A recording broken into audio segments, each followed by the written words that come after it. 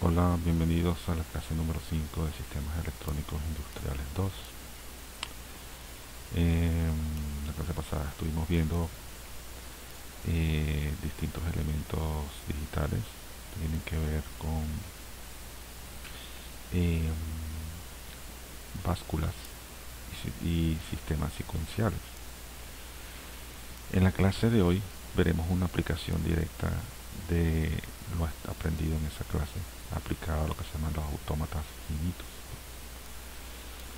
Entonces hoy se verá lo que es la definición del autómata, los dos modelos que se utilizan para su diseño, cuál es el proceso de diseño, ejemplos de cómo diseñarlo y las referencias bibliográficas. Básicamente un autómata es un circuito secuencial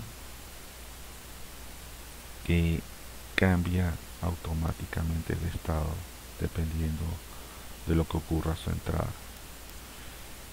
y lo realiza en una determinada secuencia. Es decir, si queremos que algo se repita infinitamente en un cierto número de pasos que nunca cambien, entonces usualmente se utiliza un autómata. Es como cuando se diseña una lavadora automática, una secadora o una máquina dispensadora. Siempre realizan el mismo proceso en función de las distintas entradas. Por supuesto entonces que ese autómata tiene unas ciertas características, porque tiene que tener estados de entrada, o sea, estados donde estoy esperando lo que ocurra previamente, los estados internos por los que pasa para pasar, por los que pasa cuando va de la entrada hacia la salida, y un conjunto de estados de salida posible, que bueno, dependen un poco de las características del diseño del circuito. Todos esos, el número de estados va a depender mucho de de los criterios de diseño, las especificaciones técnicas que se le den, y por lo tanto son son como tres variables independientes. El número de estados de entrada n es independiente del número de estados internos m y es independiente del número de estados de salida p. Dependen de las características del circuito, pero todos están correlacionados de alguna forma entre sí, como vamos a ver a continuación. El modelo autómata de Moore eh, especifica que la salida del mismo solamente depende de los estados internos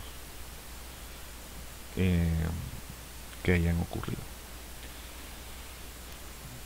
Hay tres grandes grupos. El grupo de los circuitos combinacionales de entrada reciben la entrada y reciben la información del estado anterior para poder efectuar una decisión. O sea, lo que ocurrió previamente lo recuerdan a través de las básculas o flip-flops, que son como elementos de memoria, y un circuito lógico que enlaza esos estados con la señal de entrada. Una vez que eso se produce, esos cambios se envían al circuito combinacional de salida a través de la lógica de compuertas que vimos en las clases previas para producir la salida deseada. La salida entonces depende de los estados internos. Los estados internos son los cambios que ocurren con la variable i, ¿verdad? Y esos cambios de estado se producen por la entrada correspondiente. El modelo de Mealy, la salida del sistema dependen obviamente de los estados internos, pero también depende de la entrada. Es decir, para producir la salida adecuada va a depender de esa entrada que está cambiando y además de los estados internos por los cuales he ido transitando paulatinamente. Entonces es un cambio sutil pero importante en cuanto a la lógica del diseño de los autómatas. Todo esto es muy general, pero hay que aterrizarlo con ejemplos, o sea, para ver cómo es ese proceso. Entonces, ese diseño de autómatas pasa por 7 pasos. tienes unas especificaciones verbales, que es tu deseo de lo que haga la máquina, y convertir esas especificaciones verbales en un diagrama de estado, un diagrama de burbujas. Pasar a la construcción de la tabla de estados, estado actual, estado siguiente, y cómo afecta la salida. Codificar esos estados por los cuales va a transitar, son los distintos estados internos de la máquina. Seleccionar los elementos de memoria que se van a usar para hacer el diseño. Obtener las tablas de excitación en función de esos elementos que ustedes hayan elegido. Simplificar las funciones de excitación usando los diagramas de Carnot y implementar el circuito. Son 7 pasos que hacer, unos pasos muy sistemáticos y hasta lógicos, ¿no? Ejemplo 1. Diseño un divisor de frecuencia por 3. Tienen que entender primero qué es lo que nos están pidiendo. Diseñar un divisor de frecuencia por 3. La frecuencia siempre está asociada al reloj que controla una báscula o un circuito electrónico. Entonces se requiere que esa señal de referencia de frecuencia sea dividida por 3, es decir, que sea 3 veces más lenta que la original. Esto es un circuito que es muy frecuente en términos de electrónica digital, porque muchas veces el reloj es muy rápido para ciertos componentes o para ciertos procesos internos de un equipo, una computadora o un equipo digital. Por lo tanto, es muy normal que se requiera dividir la frecuencia, hacerla más lenta electrónicamente hablando, sin afectar la señal original, porque es la que le llega a todo el mundo. Algunos irán al paso del reloj y otros van más lentos que el reloj. Entonces se entiende que por cada 3 pulsos de reloj de entrada o por cada 3 impulsos de entrada se producirá uno de salida. Tiene que esperar 3 pulsos de entrada para hacer algo a su salida. Entonces obviamente hay una variable de entrada, la llamaremos X, para tener la señal original, que es muy rápida, una variable de salida S, que es 3 veces más lenta, y obviamente empezamos a trabajar con lógica. Y si tenemos que esperar que pasen 3 pulsos del reloj original para producir una salida, ya se empieza a vislumbrar que tenemos que tener 3 estados, un estado I sub 0, I sub 1 e I sub 2, para codificarlo de manera razonablemente en forma que nos lleve a la expresión binaria. O sea, recuerden que el 0 juega en este término. Y entonces, bueno, decimos que tiene que estar estado I sub 0, espero, estado I sub 1, espero, estado I sub 2, doy un pulso, algo así como eso. Entonces, recibo 3 pulsos para pasar a ese estado. Vamos a ver entonces, si diseñamos con el modelo de Moore, el diagrama de burbujas es como se muestra. Cada burbuja internamente se representa un estado, que es I sub 0, I sub 1 e I sub 2, y además muestra el valor de la salida en cada estado. En el estado I sub 1 la salida debe valer 1, en el estado I sub 2 la salida debe valer 0, y en el estado I sub 1 la salida debe valer 0, y en el estado I sub 2 la salida debe valer 0. La salida solamente vale 1 en el estado I sub 0. Si llega una entrada 0 y estoy en el estado I sub 0, permanezco allí. Solamente cambio cuando hay un pulso, y ese es el valor 1. Cuando X vale 1, cambio de estado. Si no llega ningún pulso, permanezco en ese estado. Entonces paso al estado I sub 0, al estado I sub 1 con un pulso. Si no llega pulso, me quedo allí y la salida sigue valiendo 0. Si llega un pulso, cambio al estado I sub 2 y la salida vale 0. Y he recibido 2 pulsos. Si llega un nuevo pulso, entonces regreso al estado I sub 0 y doy salida en 1. Como ven, he necesitado 3 impulsos, 3 pulsos de entrada para producir una salida en 1.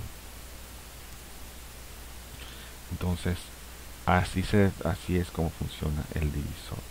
Espero 3 estados, cambio 3 estados para poder producir la salida que se necesita.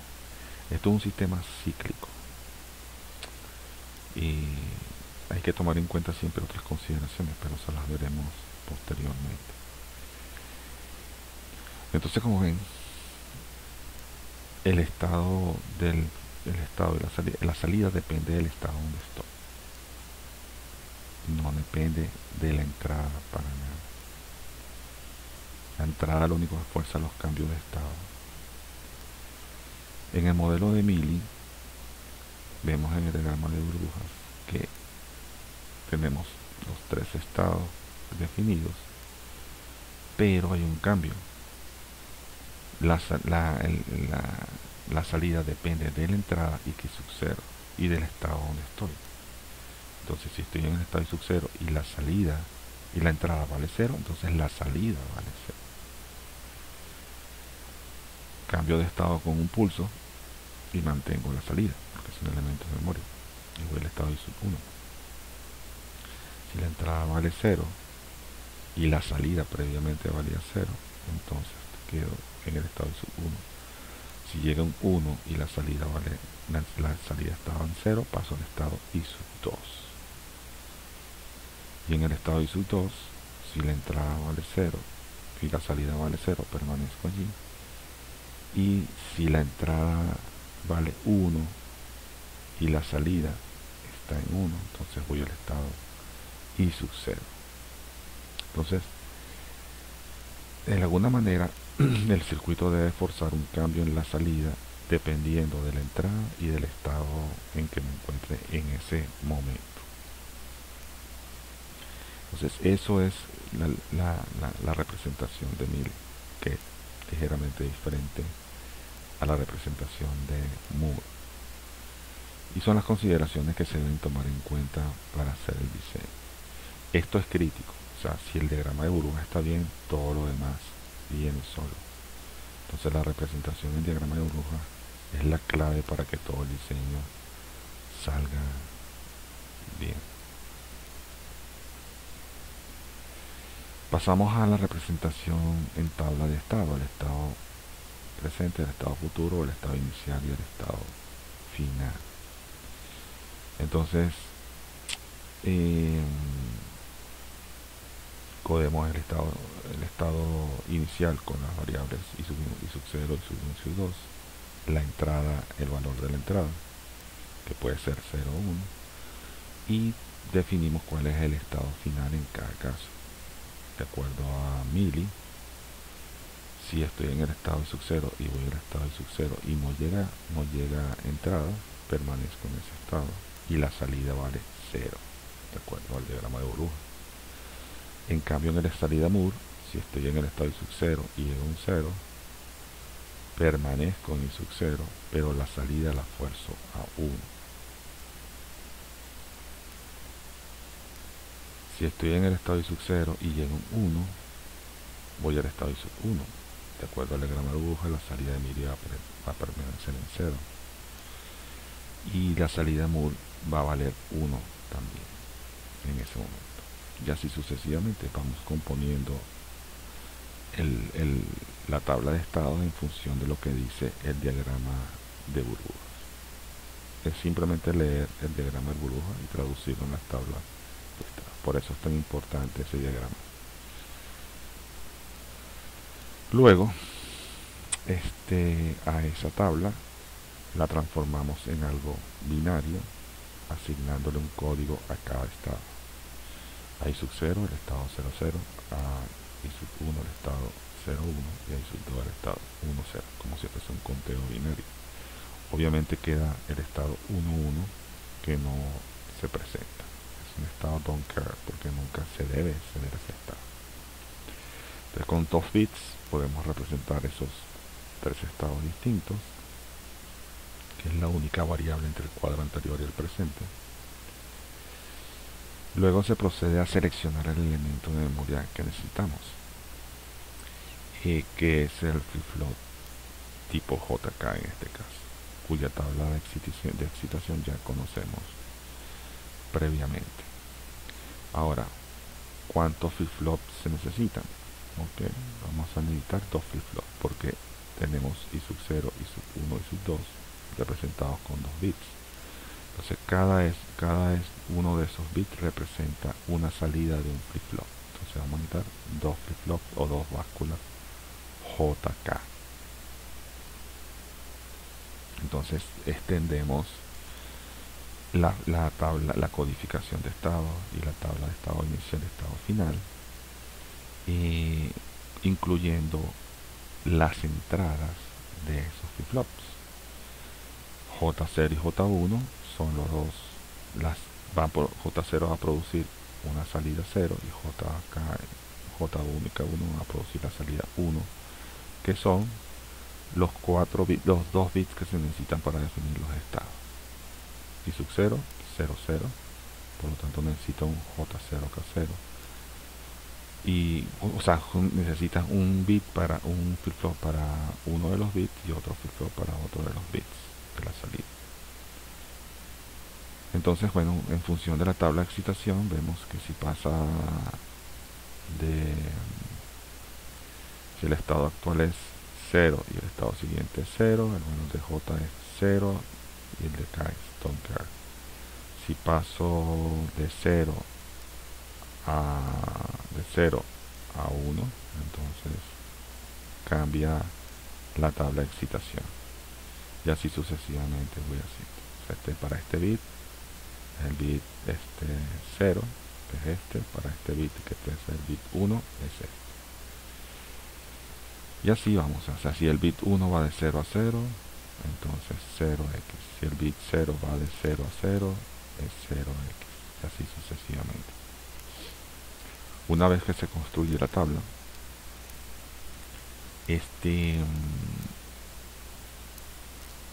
vamos a pasar a representar eso en mapas de Carnot. Primero eso, bueno, ya les había comentado que el estado 1.1 no está, por lo tanto es un estado don't care, ¿okay? No afecta para nada el funcionamiento del sistema porque nunca se va a alcanzar. Entonces pasamos a representar en el caso de J1 y K1, ¿verdad?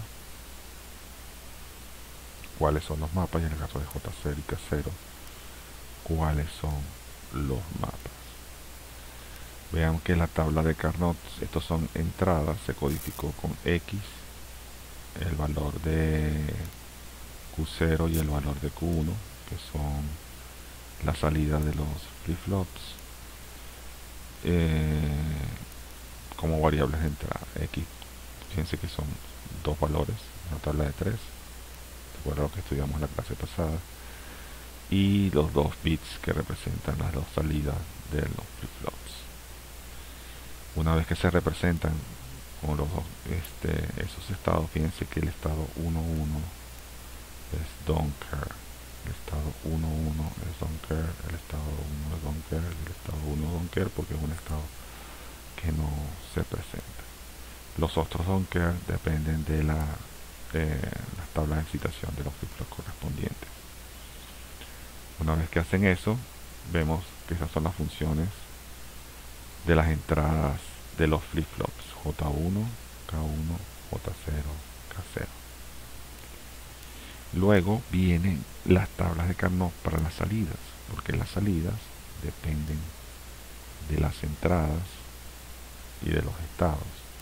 Entonces en el caso de Mili, que es S1, la salida va a depender de la variable X de los estados pendientes. Vamos a hacer la codificación correspondiente colocando el valor de la salida en función de eso, lo que vimos en las tablas previas. ¿Ok? y obviamente recordando que el estado X, el estado 1.1 es siempre don't care. Ok, entonces aquí está la combinación de los valores de entrada. En el caso de Moore valía 1 cuando estaba en el estado 00, y en el caso de Mili la salida vale 1 cuando está en el estado 2, que es 1.0. Corresponde perfectamente con lo que vimos en las tablas. Luego S1, que es la salida de esta tabla, es dependiendo de X y de este estado. Y aquí S2 depende solamente de este estado, que es Moore. Depende de la entrada y el estado previo. Aquí depende solamente del estado previo, tal como se especificó originalmente. Y una vez que se hace eso, se dibuja el circuito con las compuertas lógica combinacional correspondiente. Entonces aquí está la señal de entrada, ¿verdad? Que es la que regula todo el sistema. Observamos que en MIDI la señal de entrada va a la lógica combinacional y afecta la salida. Y en el caso de Moore, no, en el caso de Moore depende de los estados internos que están allí. Entonces, bueno, ese es el circuito que quedaría para poder hacer el diseño de la señal de que se quiere dividir por 3.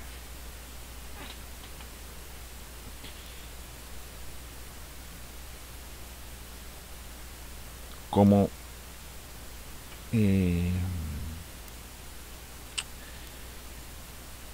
no podemos dejar nada al azar, me dice, bueno, nunca va a caer en el estado 3, 1, 1. Solamente tengo el estado y sub 0 y sub 1 y sub 3. En alguna parte hay que contemplar que ese estado y sub 3 es inocuo. O sea que siempre que llegue el estado 1, 1, debe permanecer allí y se establece el valor de la salida. La salida va a valer 1 en ese estado o va a valer 0 en ese estado. En este caso la salida se fuerza a 1. Si por casualidad, por la manera aleatoria, al encender la máquina cae en el estado sub 3, va a forzar la salida 1 y es un punto de arranque para que todo el sistema funcione adecuadamente, independientemente si sea Mili o si sea Moore. Entonces, ¿qué hacer con eso? Bueno, ¿a dónde lo llevo? Debo forzarlo a un estado. Entonces digo que en algunos casos, con el arranque asíncrono, se queda pendiente allí, pero si yo quiero sincronizarlo con el resto de la máquina, digo al estado, mira, siempre que venga, si presenta el estado y sub 3, ve al estado y sub 2 en la presencia de entrada 1 y lo llevo ahí para que pueda repetir la secuencia de manera correcta y sin importar si cayó en ese estado por casualidad. En el arranque que se llama aquí arranque asíncrono, colocar eso garantiza un estado para los flip-flops siempre. Entonces se colocan las salidas que vimos en la clase previa. Son salidas de preset y reset o clear, y entonces se le coloca un pequeño botón acá para que actúe en 0, porque fíjense que tiene burbujitas de 0, o sea que el 0 es el activo, y al ser el 0 acá coloca esta y esta salidas en 0 y siempre se garantiza arrancar del estado 00 que está acá. Eso es para pasar de una parte teórica a una parte más realista. ¿Sí? Entiendo que por el circuito tú no sabes en qué valor van a tener los flip-flops cuando se encienden sus salidas, entonces hay que garantizar que eso esté adecuado. Entonces se le coloca un botón de reset para poder iniciar todo el proceso, justo con el botón de encendido. Eso también son cosas que vamos a ver más adelante. Veamos otros ejemplos. Dice ejemplo 5.2, diseñar un autómata utilizando el modelo de Moore que genere la siguiente secuencia: 0, 2, 4, 6, 0, 2, 4, 6 y se repite. ¿Ok? ¿Qué notamos? Es 0, 2, 4 y 6 son 4 estados distintos. Necesitamos 4 estados diferenciados. En este caso van a ser los estados I sub 0, I sub 1, I sub 2 e I sub 3. Y debe generar esa secuencia de conteo. O sea que los números que aparecen allí son las salidas. En el estado I sub 0, la salida debe ser 0. En el estado I sub 2 y sub 1, la salida debe ser 2. En el estado I sub 2, la salida debe ser 4. Y en el estado I sub 3, la salida debe ser un 6. O sea, debemos poder codificar eso que está allí como salida.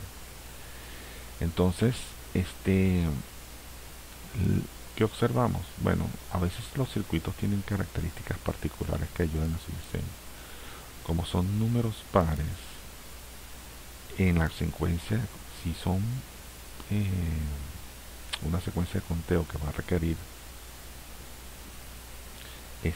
3 bits, observamos que si son pares, el bit menos significativo siempre va a estar en 0, porque va a ser 0, 0, 0, 0, 0, 0, 1, 0, que es el 2, también el bit menos significativo vale 0, el 4 es 1, 0, 0, el bit menos significativo vale 0, y el 6 sería 1, 1, 0, el tercer bit, el bit menos significativo valdría 0. Entonces eso implica que ese bit a efectos de caso siempre va a estar a tierra, porque siempre va a valer 0, lo cual ayuda al proceso de diseño. Me explico, imagínense que cuando esté en el estado I sub 0, I sub 0 sería 0, 0, 0, pero ese 0 ya yo sé que vale 0 siempre, entonces no lo meto en el diseño. En el estado I sub 1 tendría 0, 1, 0, que es el 2, pero como ese nunca cambia de valor, no lo tomo en cuenta para efectos de diseño. En el estado I sub 2 sería 1, 0, 0, que sería el 4, pero quito ese bit para tener ponerlo en 0 luego, y efectivamente en el estado 1, 1, el estado I sub 2, que sería 1, 1, 0, el 0 se ha quitado para poderlo hacer más sencillo. Son trucos, en realidad son trucos de diseño que se aprenden. Luego pasamos, según a nuestro procedimiento, a las tablas de estado actual, estado siguiente, y cuál es el valor de la salida. El estado actual llega X, entonces la salida, en este caso, va a cambiar dependiendo de lo que queremos hacer. Entonces va a ir contando, va a presentar primero un 0, luego el 2, luego el 4 y luego el 6. Recuerden que aquí faltaría un 0, un 0, un 0, un 0, un 0, un 0 y un 0, que son básicamente el 0 que nunca cambia. Por eso es que se ve como una tabla parcial en esto. Y entonces del estado 0 voy al estado 0 y la salida es esta. Si llega un pulso, voy al estado 1 y muestro 0, es lo que tengo que mostrar. Cuando paso al estado 1, cambio, y ahora la salida es 0, 1, 0, 1. Luego si estoy en el estado 2, ahora voy a estar en 1, 0, 1, 0, y mostrar básicamente este es su índice acá. Y el estado I sub 3, voy con la entrada 0, voy a mostrar 1, 1, que es el tercer estado. Luego que hacen eso, deciden diseñar aquí faltó algo. Pues, básicamente es utilizar, como son 2 bits, son 2 salidas, 2 flip-flops, 2 Qs que necesito. Aquí, para variar un poco, se utiliza un flip-flop tipo D y un flip-flop tipo JK, simplemente para hacer un mix entre ambos. Y entonces, en base a las tablas de excitación de esos flip-flops, se procede a hacer el diseño correspondiente. Si estoy en el estado actual y este es el estado futuro, de acuerdo a las tablas de excitación vistas, para flip-flop tipo D, cuánto vale esa entrada D, 0 o 1, y para el JK, cuánto valen esas entradas J1, K1, 0 long care o 1 long care o long care 0, dependiendo de la función de entrada. Y colocamos las salidas correspondientes. Luego configuramos los mapas de Carnot. Estos son los mapas de Carnot para los flip-flop. En este caso esto es J1, K1 y el D. O sea, las entradas de los dos flip-flops, J, K1 y el D, en función de lo visto en la tabla. Y esta es la salida esperada de cada uno de los bits, la salida 1 y la salida 2, de acuerdo a las especificaciones dadas. Entonces, una vez que tenemos las salidas y la salida 1 y la salida 2, que son los 2 bits de salida, pasamos a hacer el circuito. ¿Qué tenemos acá? Que el ISEC 0, la salida 0, es la que siempre vale 0, la llevo a tierra. Y esta es la salida 1 y la salida 2, se quitan los 3 bits originales. Este siempre vale 0, entonces 0, 0, 0, 0, 1, 0, 1, 0, 0, 1, 1, 0. Siempre vale 0, por lo tanto se coloca a tierra. Y estos dos son las salidas que vienen de los flip-flops, que van cambiando en el tiempo a medida que llegan los pulsos de entrada que van a permitir transitar por los distintos estados del circuito. Un ejemplo un poquito más complicado es el diseñar un circuito basado en el modelo de Moore, que cuente de 0 a 7. Entonces, ¿qué hacemos con Moore? Bueno, tenemos estados internos y en cada burbuja podemos ver estado interno y el valor de la salida. ¿Y qué pasa cuando hay una entrada? Entonces, en este caso, por ejemplo, I sub 0, estoy en el estado I sub 0, dado que son del 0 al 7 son 8 estados distintos. Entonces debemos ver 8 burbujas, porque son 8 estados por los cuales voy a pasar. Entonces coloco 8 burbujas, codifico binariamente esos estados. Recuerden que el 0 juega, entonces cuento I sub 0, I sub 1, I sub 2, I sub 3, I sub 4, hasta I sub 7. Coloco el valor que se desea de la salida en cada estado, que es una secuencia de conteo: 0, 0, 0, 0, 0, 1, 0, 1, 0, 0, 1, 1, y así sucesivamente hasta cumplir con toda la secuencia del 0 al 7 binariamente. Y vemos qué pasa. Bueno, si llega un 0 no cambio. Cuando me llega un pulso, conté. Cuando me llega otro pulso, conté.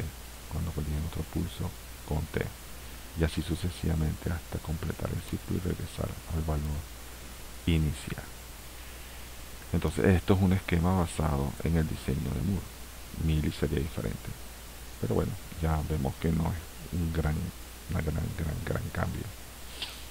Una vez que se hace eso, se pasa a hacer la tabla de estados, la más sencilla: estado presente, estado futuro y entrada, para ver cuál es la salida.